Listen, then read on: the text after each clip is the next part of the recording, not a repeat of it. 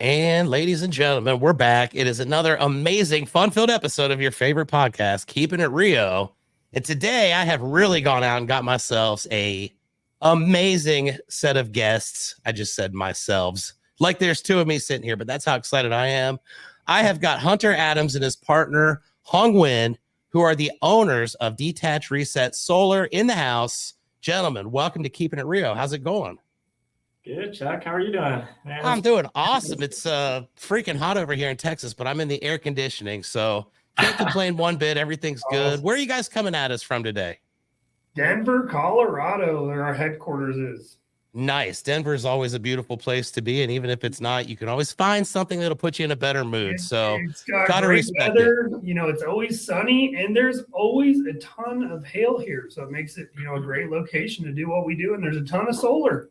So I love that. So a roofer's dream for sure in Denver. So we were just kind of briefly talking a second ago before we started the recording. This is really the first time that we have met, and I've been paying a little bit of attention, but I told you guys, I don't have a lot of solar experience. So this is going to be really cool.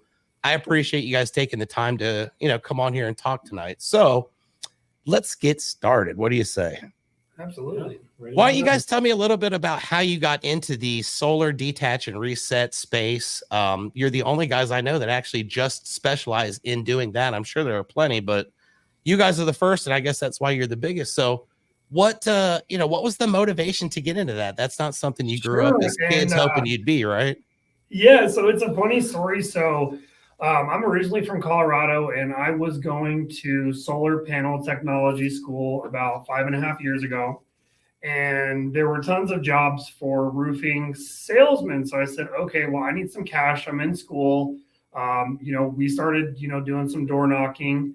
And, I noticed a lot of roofs going up in the neighborhoods, and we were selling quite a few. And I saw all the ones with solar not getting done as fast as the other ones. And I said, I wonder why that is. So, I talked to the homeowners, and they said, oh, well, we're waiting on the Tesla, or we're waiting on SunPower or Sunrun, and, they're 5-6 months out. I said, well, I want to have a company that, solves that issue. I want to get to this work quick, give a great warranty, help the homeowner understand the warranty, let the roofing companies and storm restoration contractors make some profit and do a good job doing it. And that's exactly, what I wanted to do. And I met Hung along the way.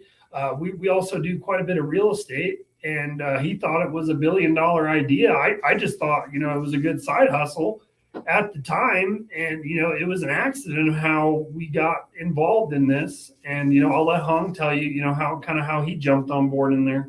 Yeah, it's kind of funny, actually. Like Hunter said, we were both in real estate. I actually owned a real estate wholesaling company at the time, and I was going to buy his duplex. Nice. There you go. So after we talked for a while, he came into my office, and I was like, well, shoot, man. Sounds like a brilliant idea. Let's see what we could do. And that's it, right? Like that's basically how you guys got into this. I loved his office. It had a view of the, right. It was in Broomfield, so it's right next to Boulder, so you could see the flat irons, and it was so pretty. So I just said, I'm going to work here regardless if he wants to join or not, And it was beautiful, and we loved working there, and that's how we got started. He's excellent in operations, and I'm really good on meeting contractors and explaining the process of how we do things, and understanding, the knowledge of solar and how it relates to storm restoration. And, we started off, I don't know, maybe doing 100 jobs a year. Then it went to 200 or 300. Then it went to 500 a year. And now we're doing over 500 a month. And, we're really solving a big, a lot of issues. We're helping contractors get the roofs done quicker, helping them, understand warranties. And, we keep expanding. We're getting, calls from large solar companies. And this is a big issue right now in America, is solar maintenance. Because you see what happened was, from the early mid 2000s, you had this rush of solar, and everybody was just install. Well, I said, well, these things are going to need maintenance. They're going to need taken off and put back on for re-roofs. They're going to need repairs. They're going to need, parts replaced. who's going to do that? And that's why we stayed in this space. You know, we don't sell new solar. We don't install new solar. We picked this specifically because it's a great niche and we're helping a lot of people. Yeah, it's absolutely brilliant. I mean, I know that term's been thrown around a little bit already here talking about this company, but wow, like I'm a roofing contractor, right? For decades, this has been my thing. And I'm not going to lie, one of the most annoying and frustrating things is when you go to a house and you see that they have solar. And it's for exactly what you said. You know, we have to get a hold of the company that installed it. Well, they went out of business. Nobody knows who they are. This is going to mess up the warranty. If you do it, it's going to screw up the warranty. What is the warranty? We don't know. And I think having someone come in and say, hey, you know what?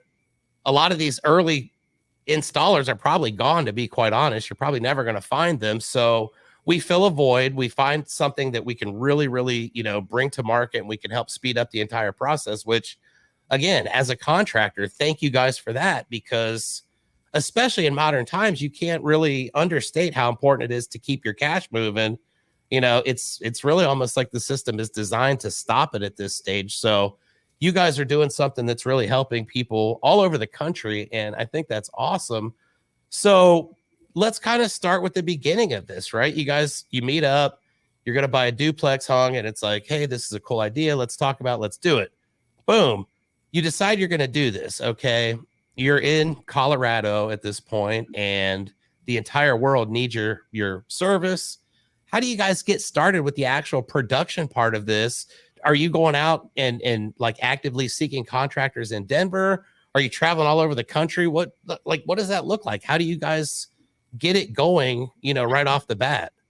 You know what's funny though is actually because Hunter actually went to school for solar, so it was actually his cousin and his friend From solar school, yeah. And basically, we were like, well, shoot, man, we don't know anything about solar really. Like, how do we accelerate these things? And so we hired a couple guys that were fresh.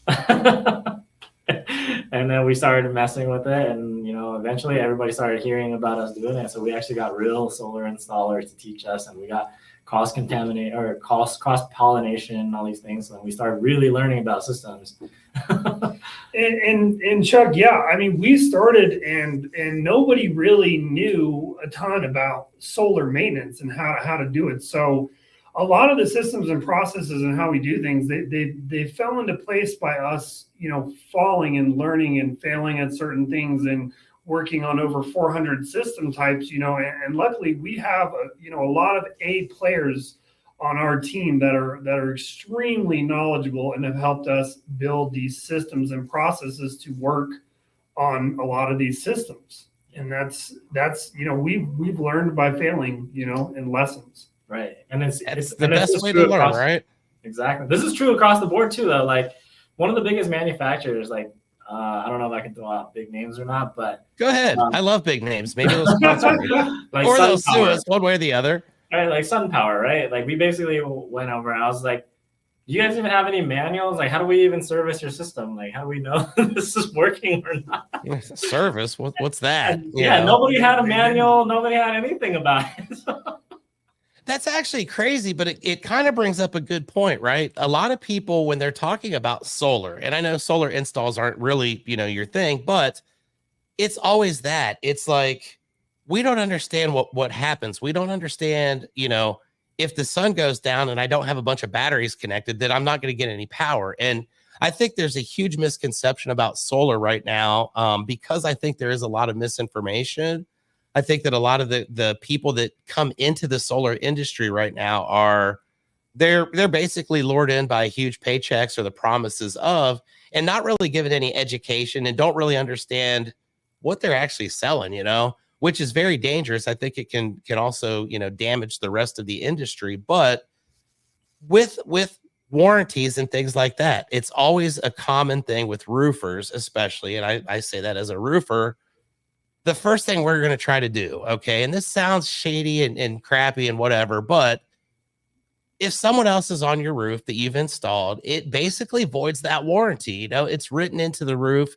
So my biggest concern with my homeowners is always, well, what happens if, you know, I decide to put solar on later? Who takes care of the roof? Who takes care of this? Obviously, you guys have had to address this at some point, I would think. How does that all play together? How does that work? How do you get contractors to agree? And what does that all look like? So good question. And we try to relate it back to, what contractors know. They typically know roofs and exteriors, in the industry work on. And it's very similar. We explain it to them like this. Like, it's like, hey, you guys are installing a roof. There is a manufacturer's warranty who makes the shingle or whatever exterior material you're using. And then you have the labor warranty. And that's the same thing with solar is you have the parts and pieces and components of the solar who are made by the manufacturer, which holds a separate warranty. And then you have the labor. So, when we go in and we do a job, we say, hey, the manufacturer's warranty stays the same no matter what. If a part or a component goes bad, that is on them. If it's a labor issue or a leak, that goes on to us. So it's very similar to a roof. And likewise, I like that. Like what you were saying earlier too, right? So if let's say a company goes out of business, like what kind of warranty is even left over? Exactly, the lifetime warranty, but nobody ever said whose lifetime, right? Yeah, exactly. That's a very good point. But so let's say that you've got the homeowners, because I work with homeowners and I love them dearly. They're all unique in their own way. Some are really, really unique. Let's say that we're working with a lady and she's got a hail claim. We've got to pull these solar panels off. She worked with, whatever the company is, we'll say you said Sunrun. I've never even heard of that. So I'll use that name. And it's like Sunrun's backed out 6 months, but she is insistent on using them. She's insisting on basically stopping the entire process because in her mind, the people that did it are the ones that understand it the best. And the people that, the reality is the guys that are going to come out there and do it probably could care less at that stage. And they that's what they do. But how do you present this to, I guess, maybe to a contractor to explain to them how to present to a homeowner? Or do you guys ever get involved with actually presenting this to the homeowners individually? And yeah, it depends on a lot of the state. Like, when we deal with Texas, a lot of times the contractor wants full control over the claim, and they know a lot about, we explain to them what the warranties are. We send them our labor penetration warranty, and a lot of our job is just educating them. Florida, majority of the contractors there, refer us to the homeowner. They say, we don't want to deal with it. We'll say, here, homeowner, please contact these guys, get their warranty and deal with them. We deal with them with the scheduling, but, it just depends on where you're at. But it is mainly education. Yeah. And I think a lack of it is really, where you guys can stand up and say, hey, look, this is what it is. Most people don't realize what's going on and they just blindly follow. I love that. I love the fact that you guys can get stuff done quick. It's not going to affect the warranties per se. You just said that you're working all over the country. I was looking at your deal here. You're 900 plus contractors and 300 plus real estate agencies across the country. That's some serious volume right there. You're not bringing, your crew of 5 guys in their Ford Econoline van to the job site and doing that all over the country. So how do you guys go about scaling to that level where you're now working with people literally all over the United States on a daily basis? You've got jobs going on all over the place. How long, I guess, did it take to get to that point? And how crazy has that been getting to that point? It's actually, it took us 2 years actually to perfect. We say perfect, but it's really a lot of work in progress still. Yeah, nothing's perfect. Yeah. The idea of everyone always trying to perfect their problem or their products before they even go out to market. We basically went out to market and then we were trying to figure it out, right? So it took us about 2 years just to even get a footprint in Colorado. And then after that, we were testing the waters because winter was just so slow. Winter in Colorado, you can't go on a roof when it snows or if it rains too much during fall or whatever, you can't do much. It's a little dangerous. Yeah. Oh, you go on there with lightning. It's all good. So we started doing some research on areas that, like Hunter was mentioning earlier, we chase storms, and I'm sure you guys chase storms just as much as we do, right? So, oh yeah. we were trying to figure out what markets we wanted to test out. And so we just started calling on these markets and just started building the operations the exact same way, really. Just copy and paste. Yeah, that's awesome, and that's what it typically comes down to, is just putting in the work, actually doing the effort and saying, hey, look, this is what we have to do to make it happen, taking the action and making it happen. That's pretty commendable. Like I said, I'm like in awe of what you guys are doing, because I've never been more frustrated than with the solar guys over here in San Antonio, Texas. So now if I can get everything back where I need to, I know who I'm going to call and work with moving forward. 2 years to perfect the system, right? That's, I'm guessing, probably hundreds, if not thousands, of detach and reset projects across the country. Obviously, there's going to be some issues along the way. Not everything goes smoothly. Very rarely does anything go smoothly in construction. So as you guys are starting to get this going, you're starting to scale, you're starting to grow across the country. You're not able to be in all these locations. You're trusting people to do the right thing. Sometimes we make mistakes in our judgment of people, and sometimes people just aren't who they portray themselves. But have you guys found yourselves in any kind of deep water, any situations where it's like, oh crap, such and such was supposed to know how to do this and they completely screwed it up? This is going to cost us millions of dollars. We're getting sued. Yes. I mean, it pretty much, anytime you're scaling at a large level, you're going to run across, issues, which is why I'm so glad I have Hung, because Hung, his brain is operations. Like, okay, let's just get rid of this guy. Let's source somebody. Let's put him through training and let's continue on. Whereas I'm like, oh my God, I want to rip my hair out. Like, this job's not getting done. We lost this contract. Things like that happen along the way. But we have built a training program to, help installers understand this specific trade, because you cannot, and this might be true for roofing, I don't know, versus new construction versus re-roofs. I don't know if a person that does, new construction on roofing can go and do a re-roof. It might be completely different. And that's how it is for solar. We've had, hundreds of guys come in our office and say, I'm one of the best installers there is. And then we put him on with one of our corporate trainers, and he's like, yeah, I've learned more things than I ever knew, because you're basically putting pieces back together. Solar was never really designed to come off and on of roofs. No one ever realized that was going to have to happen. And now it's a big industry. And, putting something back together, the way it was before, when certain parts aren't made anymore, pieces, you have to get really creative and find a system that works to make sure that, you're doing quality work. Yeah, I mean, it's crucial, right? Just one little misstep somewhere, and someone's spreading bad words about you all over Facebook land and all that stuff, and you're hearing from attorneys. I can definitely respect that. So when we talk about the pieces and parts, I love what you just said there. Solar in its inception was never really thought of as, we put it on the roof. 20 years from now, we're going to have to probably move it to put a new roof on. So some of those components are maybe a little outdated, antiquated, whatever, discontinued. What are some of the things that have evolved in the time since that early stages to what we're doing now that make your job easier, that make it more efficient, that make it cleaner, that make it less liability prone for you guys? What are some of the things that they've done to innovate the industry in the short period of time that it's been around? Well, they made a lot of things more efficient, right? They make better feet, things that are faster, self-sealing stuff, so you don't have to use a flashing and a feet.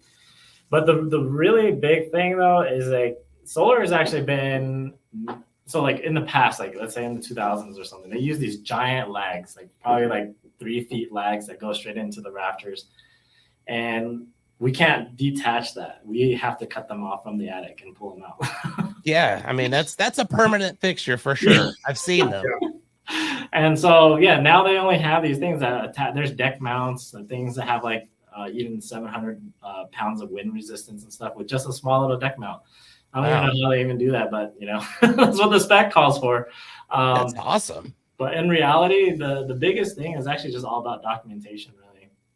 It's like how so with documentation? What do you mean? Just kind of, I'm a guy, I get the thing from IKEA, I dump it all out on the floor, and then I start looking at the instructions. It's like, oh crap, Well, so I would not be good at solar. Yeah, that's basically what we were saying earlier. Is like there is no instructions for this. Like nobody anticipated it being detached. Yeah, so y'all are innovating in the field as we go, coming up with new things, and really, evolving this whole process just through trial and error, like you say. Internal documentation, exactly. We built our own guides. We built our own how-tos. Yeah, nobody has laid out a roadmap. I mean, there is probably companies doing, pretty good volume of these, but I mean, we've interviewed a lot of companies, and the guides are it's hit or miss, so we had to really come up with our own guide on it, really. Yeah, make sure that your process is being explained the way that you need it, right? Exactly. Yeah. Well, here's the thing: is like nobody actually has a process for it, and so like I was just thinking about ways of how we can actually replicate ourselves, right? Like, how does a hotel turn over 400 or 500 rooms in the same day, right? Like, how does that happen? Like, how can we do the same thing? So it's all about how we actually detach things with our checklists, make sure that we document every single step, every single thing, so we can actually reattach it the exact same way, Because the way most of the times it's handled is, if this crew takes this system off, they got to reinstall it because they know that system. Well, when you get into doing volume, that doesn't fly anymore. We had to design a system where we said, hey, if this crew takes it off, we need to have documentation so defined that any one of our crews can go back and reinstall this system and know the parts and pieces and components that we need to carry this out. It's a daunting task right there, my friends. And I can only imagine, because if the solar guys are anything like roofers, I mean, I've tried to teach my roofers the same thing for 20 years. And it's like, I don't know, one day they're genius, the next day they forget. And, the inconsistency would be the thing that would scare me the most. So it sounds like you guys have pretty much got that one figured out. You bring the guys out there. Okay, I want to ask this: how many detach and resets can be done on any given day? Like, what's a typical day look like? You guys doing 1, 2, 50? Right now, we're running about 45 jobs per day at the moment. In Colorado, we're running about 40 just by itself.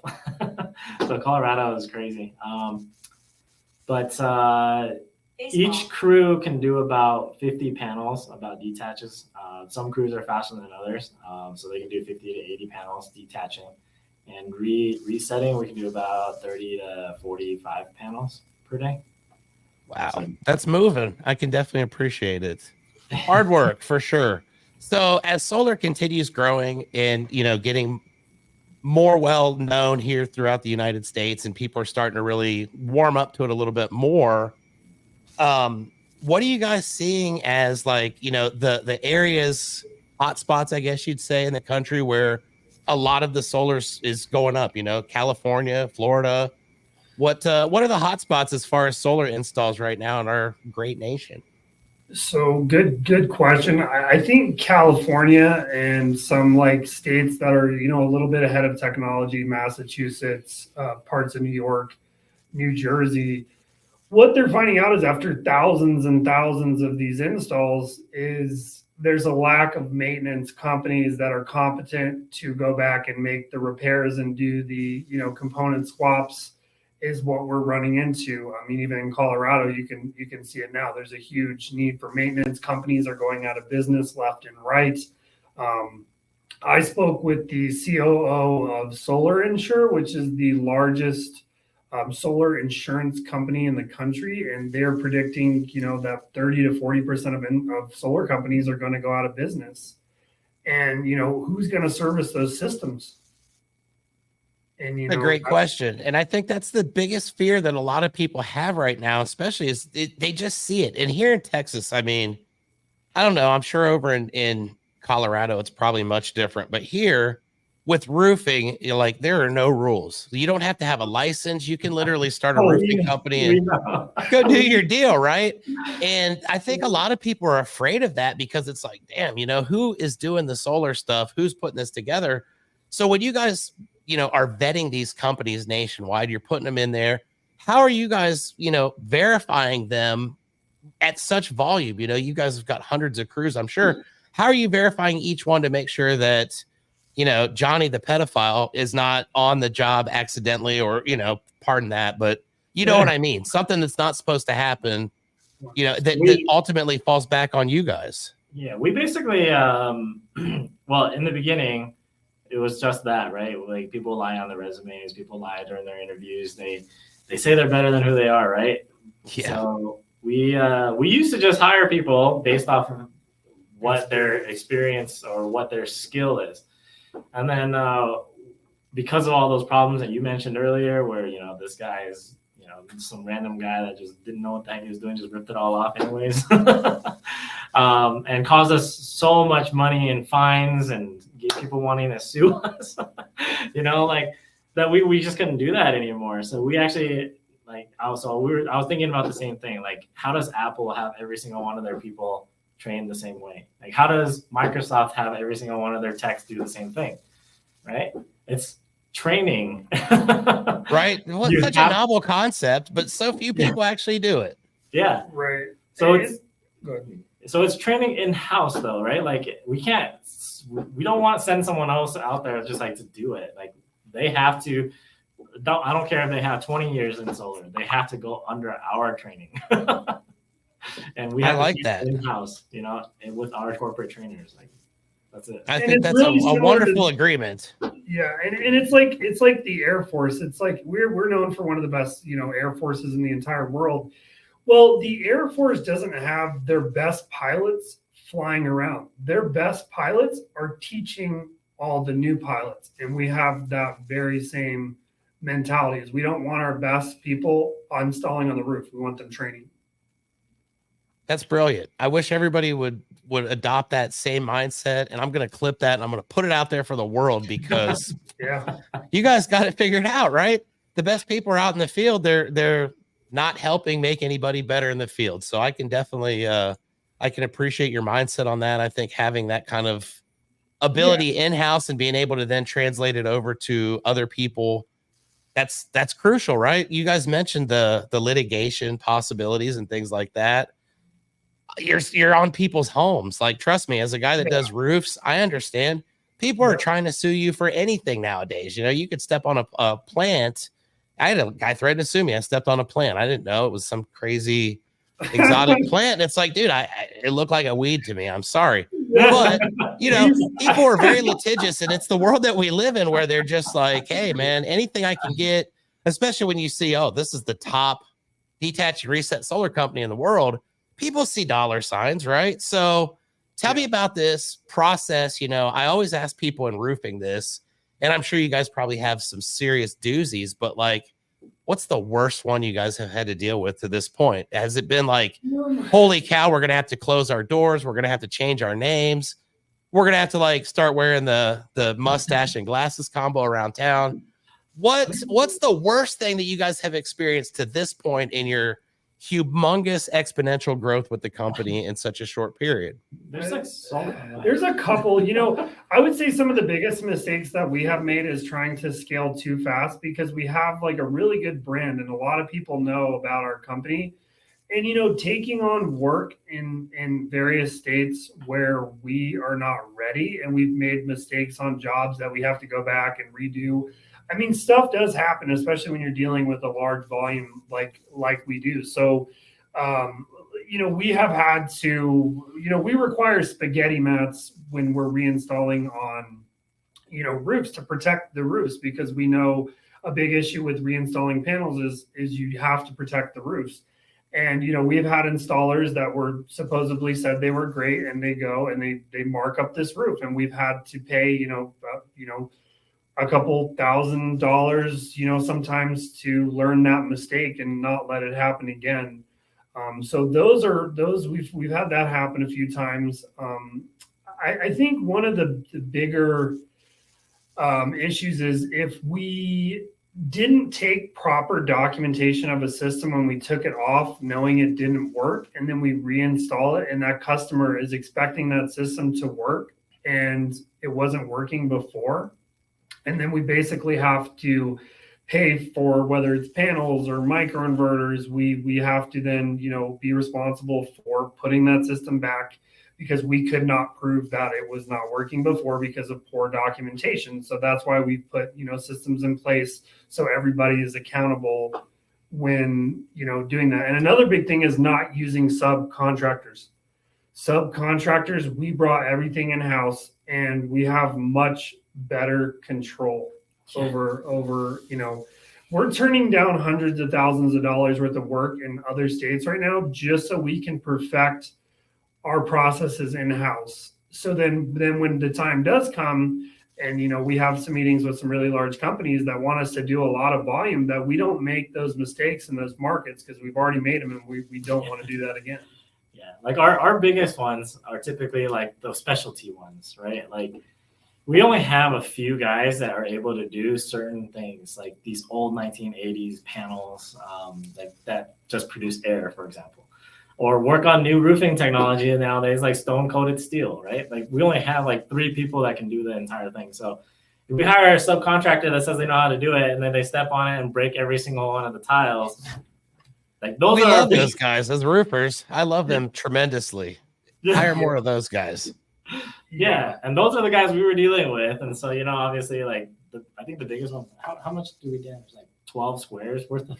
Yeah, we had a subcontractor one time say he could install on stone coated, and we walked him through the process and we explained how to do it. And yeah, he damaged about $9,000 worth of stone coated steel. So sometimes it happens, I guess. It's tough to damage that much stone coated. It's actually very durable, but I'm sure there was a great effort made in that. So that sucks. And it's one of those things though where now you can kind of look at it and be like, all right, cool, documentation. Who would have ever assumed that documentation would be important in a business? You don't realize how important it is until you're stuck somewhere and it's like, shit, I wish I'd have written that down. I wish I had a picture. I was telling a story earlier today to a person I was eating lunch. There was a roof I did in College Station, Texas. And this was probably in 2015 or 16. It's been quite a while ago. And maybe 2 or 3 years after we do the roof, I get a phone call from the homeowner and he is absolutely beside himself, just livid, right? And I'm trying to understand. I'm like, hey, are you aware of who you're calling? Are you sure you're calling the right guy? Like I did your roof years ago, but I know who I'm calling, yada, yada. He was furious because he was going out and doing his yard work. He noticed a crack in his window. And he said that crack was never there before. And I'm thinking, well, I did your roof 2 years ago. Like, how do you equate that to me? But okay. So I go over there and I'm like, look, this guy's a private investigator. He's a law enforcement officer. So I respect him. And I said, well, you're an investigator. Like, how long has that been cracked? I've been gone for 2 years. Well, I just noticed it, but I know it wasn't cracked. So I pulled up my phone and I had my camera right there. And I said, look, here's your old roof, right? And he said, yeah. I zoomed in. And I said, look at that giant crack in the window. It was there before we even did anything. Oh, wow. And you know what the guy said? Oh, my bad. I didn't expect you were going to have a picture. He legit told me I was just trying to get a free window from you. And it's like, well, I've had to buy windows before. So I learned to take pictures of the windows so it doesn't happen again.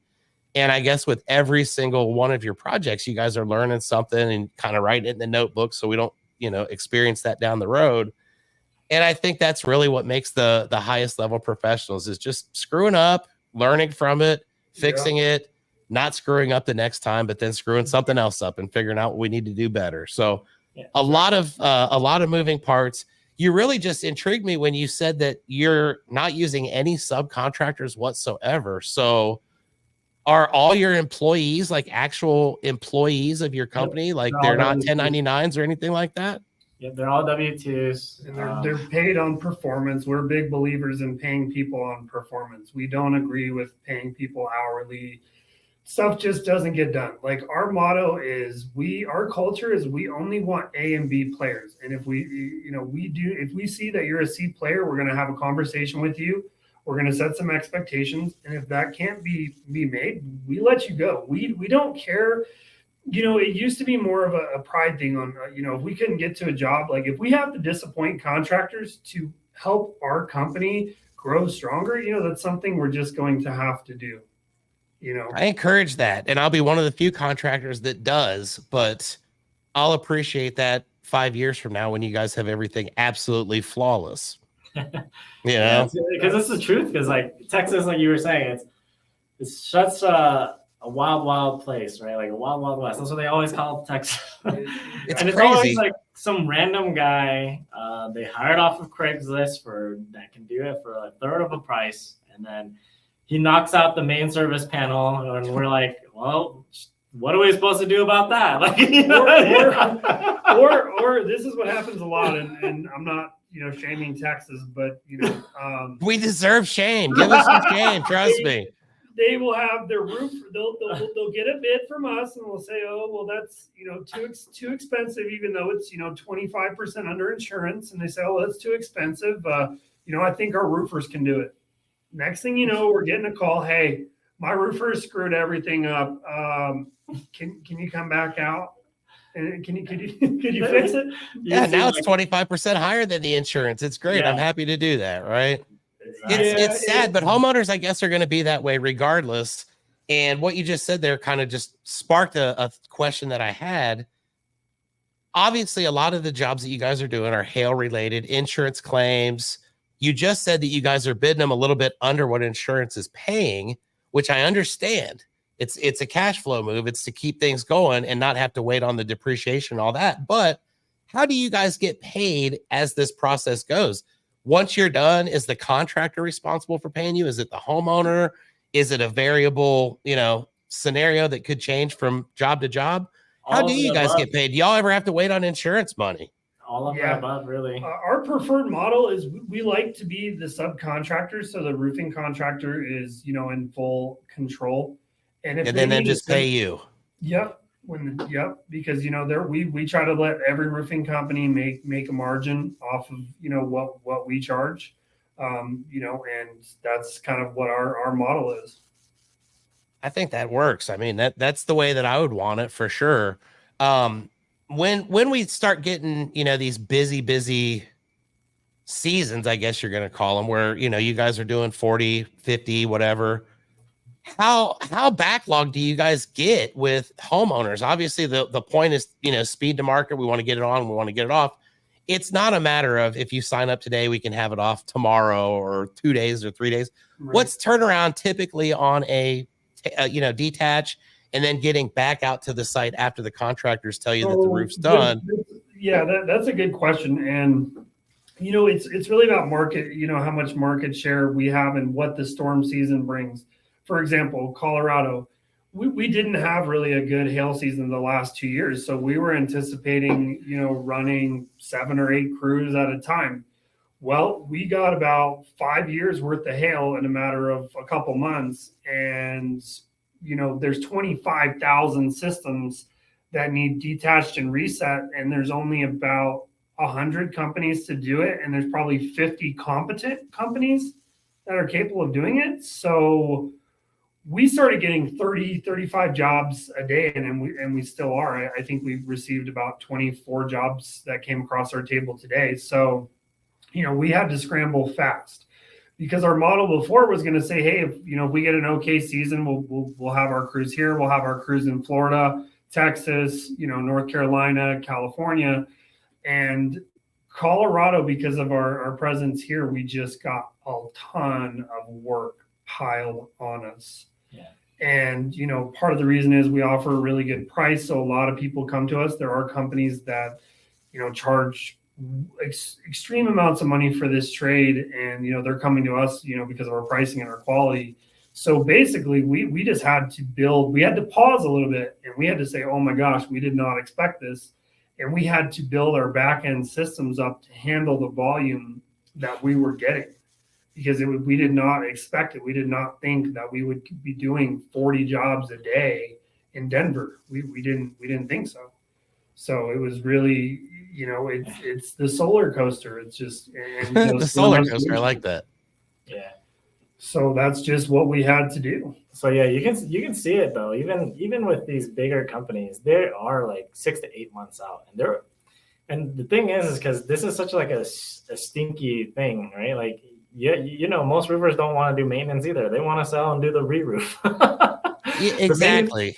The maintenance is like the stinky child, right? Like you don't want to do the maintenance. It just has to. It's slow, right? Like if it's snowing or whatever, you do maintenance because that brings your company past the lulls.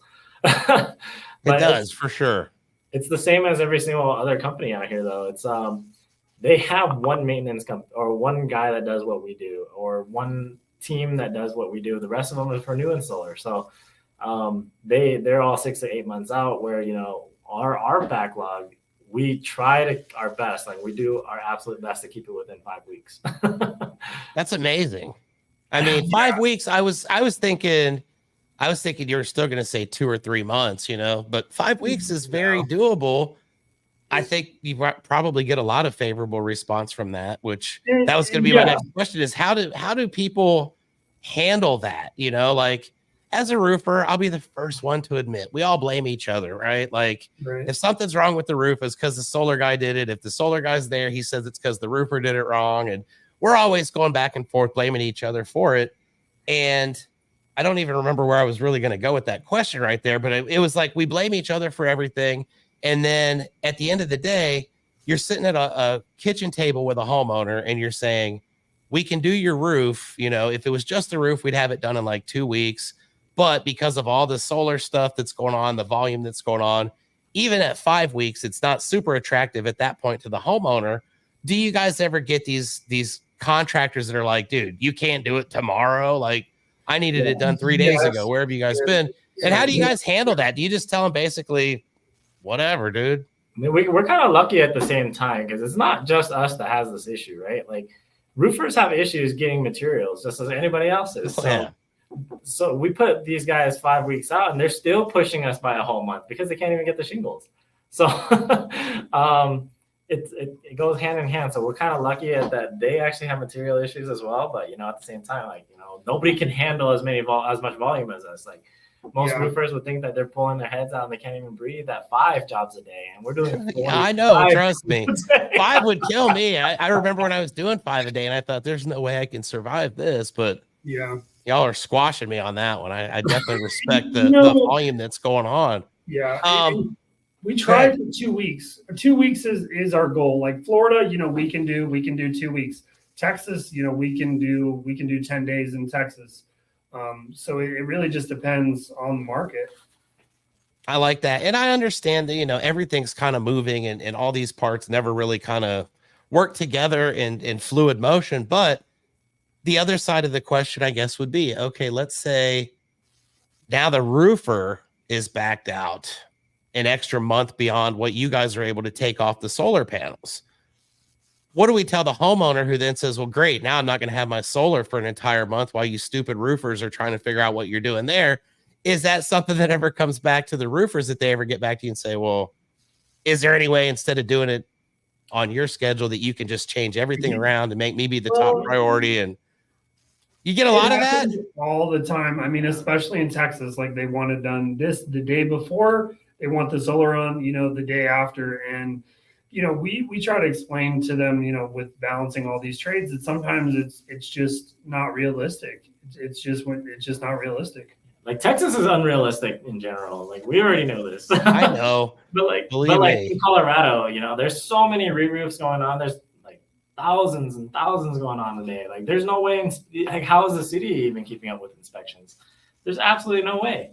So either way, it doesn't matter. Like the homeowner has to wait, and we can blame the city all day if we need to, but that's the truth. We can't put the panels back on without the inspection. There you go. We try to reference and say, we really wish the homeowners are just grateful that they're getting this work done and all they have to pay is their deductible.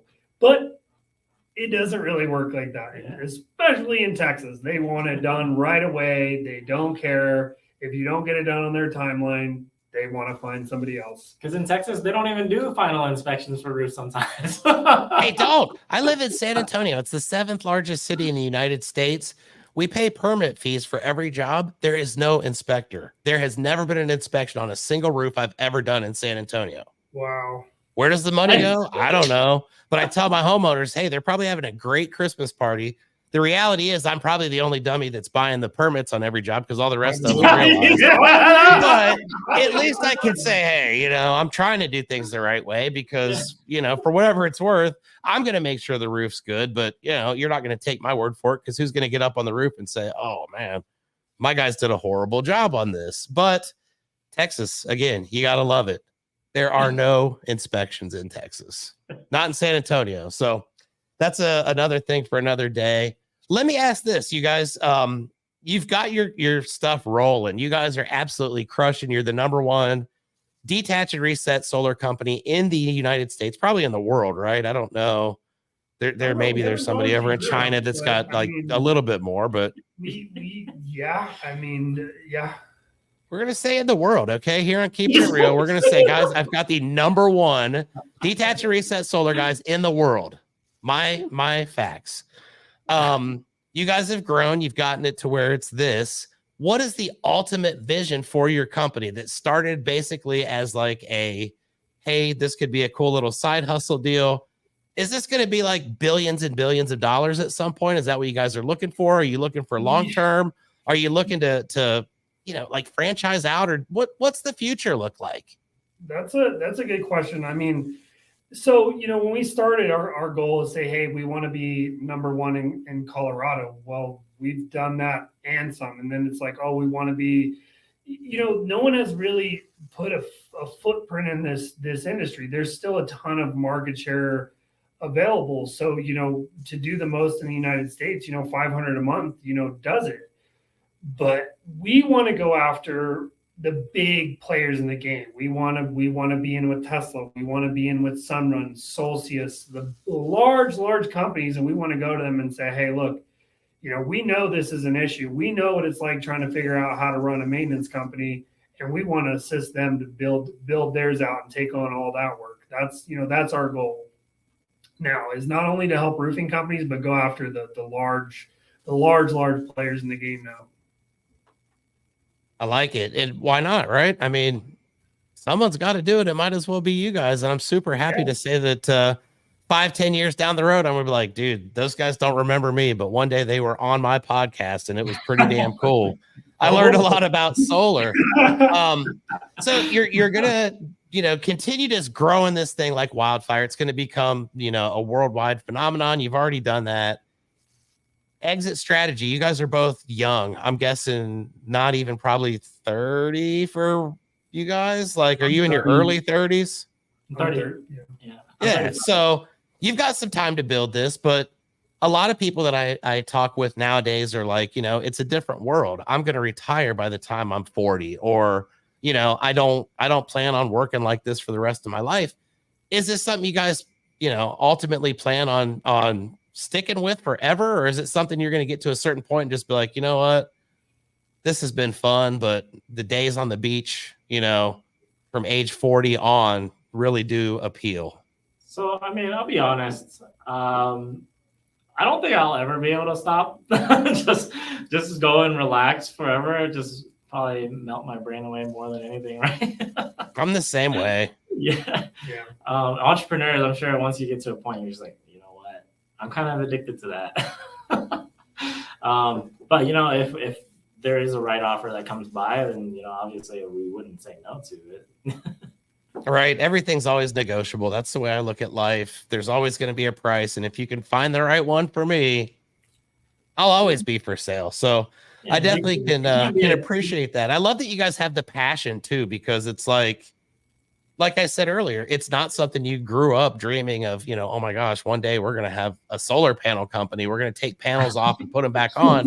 It's like roofing. Nobody really dreams of that, but then you find out, wow, this is actually pretty cool. I get to work with a lot of really amazing contractors. I get to meet so many great people, work all over the country, build my reputation, build the brand. And you know what? It could be a lot worse. You guys are probably making more than, a lot of people that have, higher status type positions and things like that. So congratulations on that, because I think it's amazing. And I would have never thought a detach and reset specific company, but it's genius. So that's brilliant. if anybody that's watching this, I've got a fair audience. I'm not going to lie. It's not all roofers. I've had some pretty cool guests over the course of the last couple of years on here. I've had magicians and, you know, people that live on deserted islands out in the middle of the Pacific and all that, but it's mostly roofing types. So you've got a pretty good audience here that's, you know, probably doing a lot of roofs, probably got a lot of claims, probably have a lot of detach and resets on their claims. How do they find you guys? How do they start working with you? And how do they, you know, help speed up this process with their homeowners by working with Detach Reset Solar? Yeah, there's a couple ways you can find us. Facebook, /Detach Reset Solar. Instagram, same thing. DetachResetSolar.com. And our 1-800 number. You can see it's right there. Yeah, we own the trademark Detach and Reset Solar. There we go. There it is. Booyah. So everybody that's watching that's got the solar stuff going on, we do not have the blues anymore. We've got the answer right here. These guys are the ones that are going to change the industry, and they've already done it. So write that number down, folks, right? Is there any place in the country that you guys don't serve? Like I just said, everybody in the world should just call you, and now you're going to be like, well, we actually don't work like west of the Mississippi, Chuck. Is there anywhere that you guys don't work? We actually pulled back a little bit, but we did have a traveling crew that went everywhere. And we're trying to get back to that point. But again, it's just the matter of how much volume we have and how much we can actually control. So yeah, Florida, Texas, Colorado are prime markets. You know, give us a call if it's something we're not able to handle. We have a good reference that can do that. I love it. And that's the whole thing. It's all about connections and networking. And, you know, I know somebody that can help you even if I can't. So that is incredible. Guys, it's been 52 minutes that we've been chatting here. It's flown by. Everything's been amazing. I just want to take this last couple seconds to thank you very much. It's 6:30. I don't know what time it is where you guys are, but it's 6:30 here on Monday. Is it today Monday? I guess it's Monday, right? So thank you guys for taking time after hours to sit down and chat with a dumbass roofer over here in Texas that doesn't know anything about solar and is really just kind of winging it and trying to come up with questions to make you guys at least say, well, you know, at least that guy has a half a brain. I appreciate that very much. And I'm going to put this episode out. It's probably going to be about 2 weeks or so down the road. I'll clip it up. I'm going to send copies of everything to you guys as well, so you can utilize it any way you'd like. But I appreciate you guys taking the time to be on Keepin' It Rio this evening. And I definitely look forward to having another conversation sometime down the road. I will be a lot more educated at that point, so I can carry it a little bit better on this end. But thank you guys so much. Hunter and Hung, Detach Reset Solar, the #1 solar Detach Reset Solar company. We've just decided, we said in the world, but now it's like, dude, in the universe, like there's nobody on Pluto or Mars that could do it better than these guys either. So I appreciate you guys taking the time. Thank you to everybody for watching. Remember to subscribe, like, share, do all that cool stuff. Keep keeping it Rio. And until the next